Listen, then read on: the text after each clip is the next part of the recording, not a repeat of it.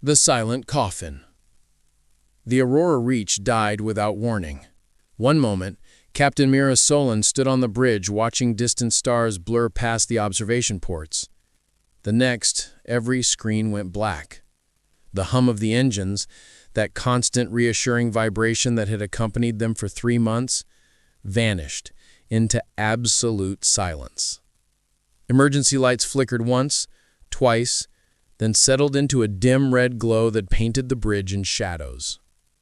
"Report," Mira commanded, her voice cutting through the sudden chaos of alarms and shouting crew members. Lieutenant Chen hammered at his console, fingers flying across dark screens that refused to respond. "Main power is gone.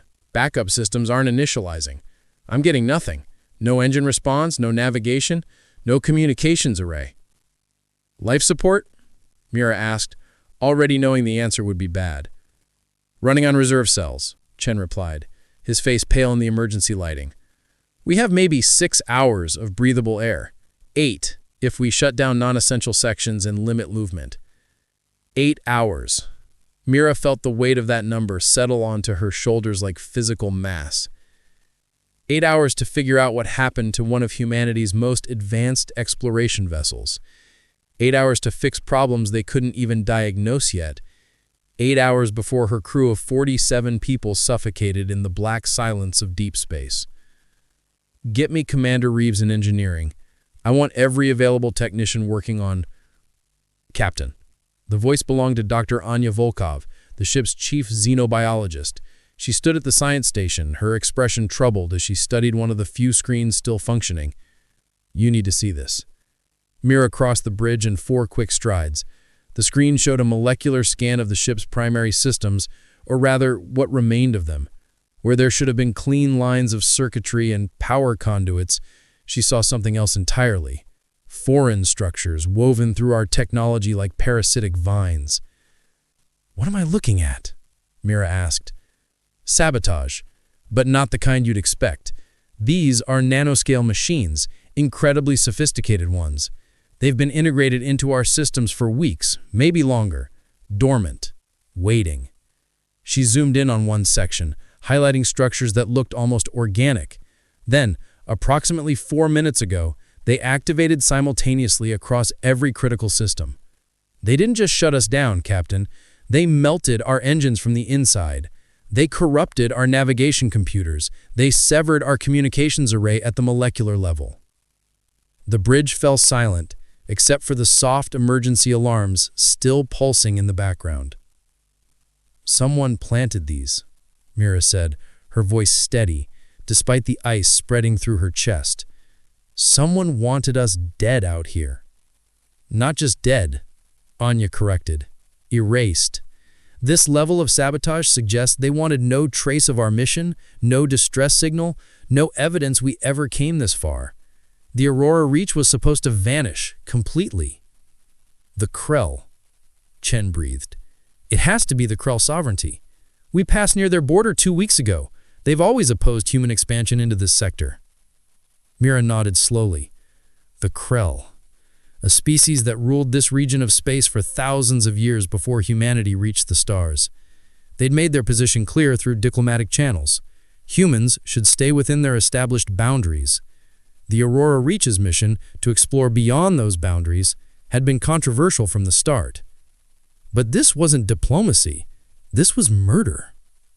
"Commander Reeves to bridge?" A voice crackled through the emergency comm system. "Captain, we've got a situation down here." "Define situation." "The main reactor is showing structural damage at the atomic level. The containment fields are degraded, and Captain..." Reeves paused, and I heard real fear in his voice. "The primary engine assembly is slag. It's not broken, it's not damaged, it's fundamentally destroyed. There's no repairing this." Around the bridge, crew members exchanged glances. Mira saw the hope draining from their faces, replaced by the cold mathematics of their situation. No engines, no power, no communications, 6 to 8 hours of air. They were going to die out here. "Captain," Lieutenant Chen said quietly, "should I begin preparing the crew for..." "No," Mira's voice cracked like a whip across the bridge. Every head turned toward her. She turned to face her crew, seeing their fear, their desperation, and underneath it all, that uniquely human spark of stubborn defiance. The Krell thought they could stop us by destroying our ship. They miscalculated. "Captain, with respect, how can we—" Chen began. "By doing what humans do best. We improvise, we adapt, we turn disasters into opportunities." She pointed at the screen showing the alien sabotage nanomachines. "Dr. Volkov, those machines, they still have power, don't they?" Anya blinked, then understanding dawned in her eyes. "Yes, they're using a quantum energy source we've never seen before. Incredibly efficient.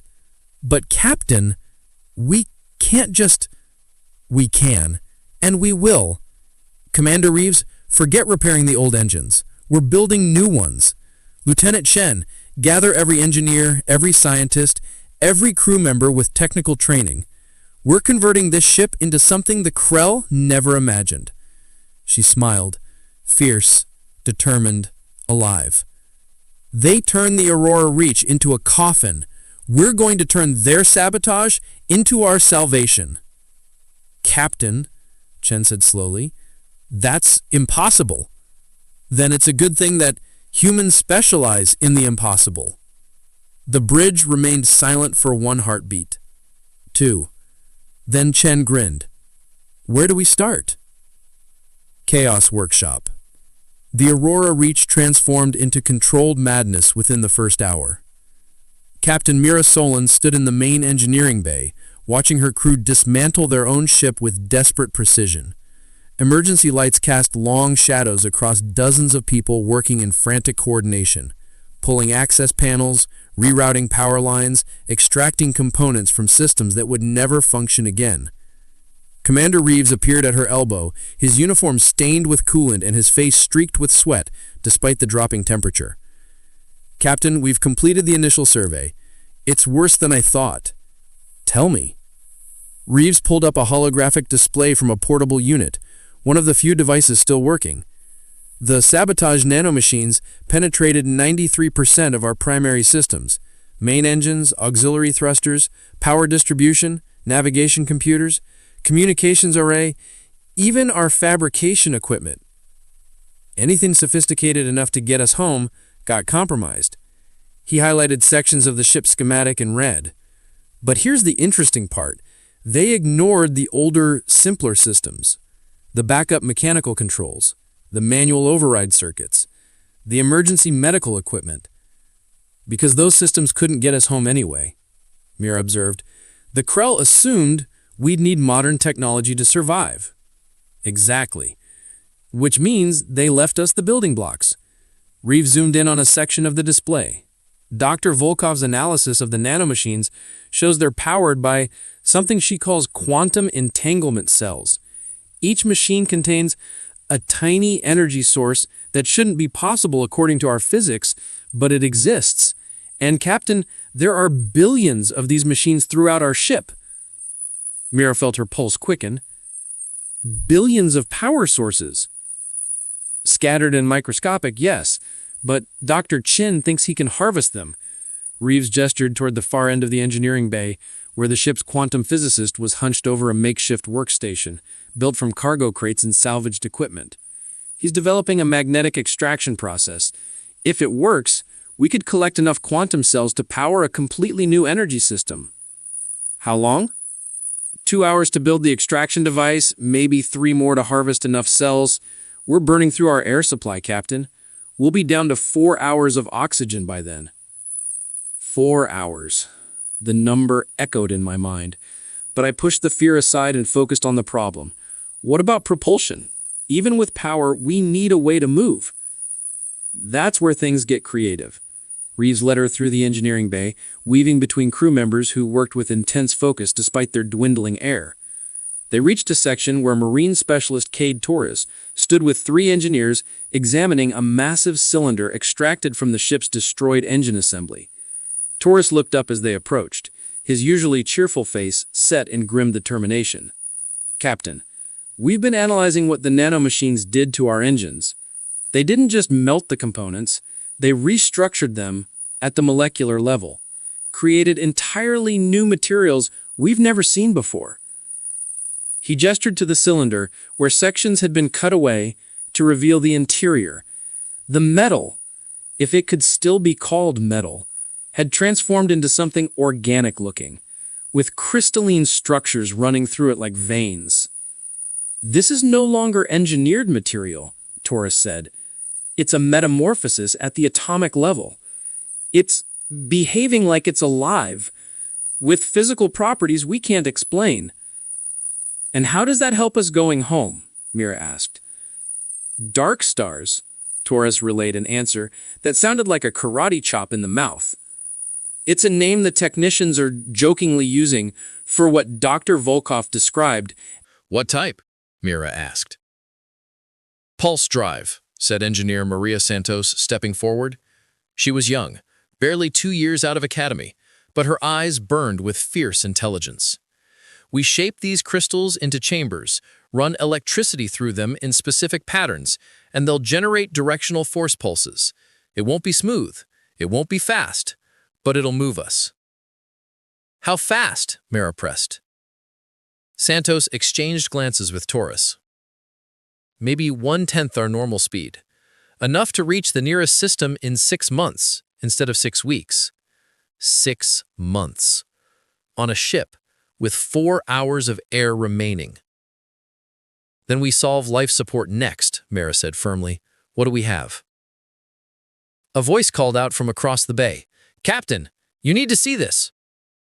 Dr. Anya Volkov stood at a biology station she'd somehow assembled from scattered equipment. Around her, several crew members were examining what looked like living tissue growing in containment fields. The nanomachines didn't just sabotage our ship, they also infiltrated our biological research samples. The agricultural specimens we collected from the last system, the Krell machines tried to destroy them, but instead, they mutated them. She gestured to the containment fields. "These plants are producing oxygen at 50 times their normal rate. They're also absorbing carbon dioxide and converting it to usable organic compounds." Mira stared at the rapidly growing vegetation. "Can we scale this?" "Already working on it," Anya replied. "If we convert the hydroponics bay and 3 cargo sections into growth chambers, we can sustain the crew indefinitely. But we need power for the growth lights and temperature control." "Dr. Chen's quantum cell harvesting should provide that," Reeves interjected. Mira felt the pieces beginning to connect. Scattered across her ship, dozens of impossibilities were slowly becoming possibilities. Her crew wasn't just surviving, they were creating. "Captain," Lieutenant Chen's voice crackled over the emergency comm. "We've got the first batch of quantum cells extracted. Dr. Chen is integrating them into a prototype power module." "How long until we have usable power?" 30 minutes, maybe less." "But Captain, there's something else. When we extracted the nanomachines, some of them were still active. Dr. Volkov's assistant, Dr. Park, thinks we might be able to reprogram them." Mira's mind raced. "Reprogram them to do what?" "Whatever we need," Chen replied. "Self-repair, resource conversion, component fabrication. If we can crack their control systems, the same technology the Krell used to destroy us could rebuild us stronger than before." Across the engineering bay, Mira saw her crew working in perfect synchronization despite the chaos. They'd stopped being passengers waiting for rescue. They'd become builders, inventors, survivors. "Listen up," Mira called out, her voice carrying across the bay. Crew members paused in their work, turning to face her. "In 3 hours, we'll run out of air. In 4 hours, the cold will start killing us. The Krell sovereignty wanted us to die quietly in the dark, to prove that humans don't belong among the stars." She let the silence stretch for a moment. "But we're not dying. We're rebuilding. Every system they destroyed becomes a new opportunity. Every weapon they used against us becomes our tool. By the time we finish, the Aurora Reach won't be the same ship that left human space." Mira smiled fiercely. "It'll be something better, something they never imagined we could create." "And then?" Torres called out. "Then we go home, and we show the galaxy what happens when you try to stop humanity." The crew erupted in determined shouts. They returned to their work with renewed intensity, racing against suffocation and cold and impossible odds. Commander Reeves stood beside Mira, watching the controlled chaos. "You really think we can do this?" "We don't have a choice," Mira said quietly. "But yes, I think if anyone can turn sabotage into salvation, it's humans." 3 hours of air remaining. And counting. Breathing again. The temperature had dropped to 4 degrees Celsius when the first power module came online. Captain Mira Solon felt the subtle vibration through the deck plating, different from the old engines, sharper and more rhythmic. Around the engineering bay, emergency lights flickered, then strengthened. Red shifted to amber, then finally to steady white light. "We have power!" Dr. Chen's voice carried across the bay, triumphant despite exhaustion. "Quantum cell integration successful. Output is stable at 60% of our previous capacity." Mira checked her wrist display. 2 hours and 27 minutes of air remaining. "Route everything to life support and the hydroponics conversion. We need oxygen before anything else." In the converted cargo sections, Dr. Volkov's team worked with frantic precision. The mutated plants from their sabotage research samples had been propagated across every available surface. Under newly powered growth lights, the vegetation pulsed with unnatural vitality, leaves unfurling, stems extending, root systems spreading across specially designed mesh panels. "Growth rate is accelerating," Anya reported, her breath visible in the cold air. "The plants are responding to the quantum cell energy signature. It's like they're feeding on the same power source that nearly killed us." "How long until they produce meaningful oxygen?" Mira asked. Anya consulted her readings. "At current growth rate, 40 minutes until we see atmospheric improvement. 90 minutes until we reach sustainable levels. 2 hours, 17 minutes of air, 90 minutes to sustainability." The math was brutal, but possible.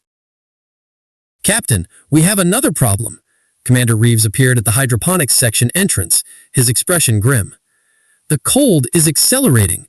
Without the main reactor's heat output, we're losing thermal mass faster than predicted. We're down to 2 degrees Celsius and dropping. At this rate, the crew will start experiencing hypothermia before the plants generate enough oxygen." Mira's mind worked through the problem. They had power now, but not enough to heat the entire ship. They needed efficiency, concentration. "Seal off non-essential sections," she decided.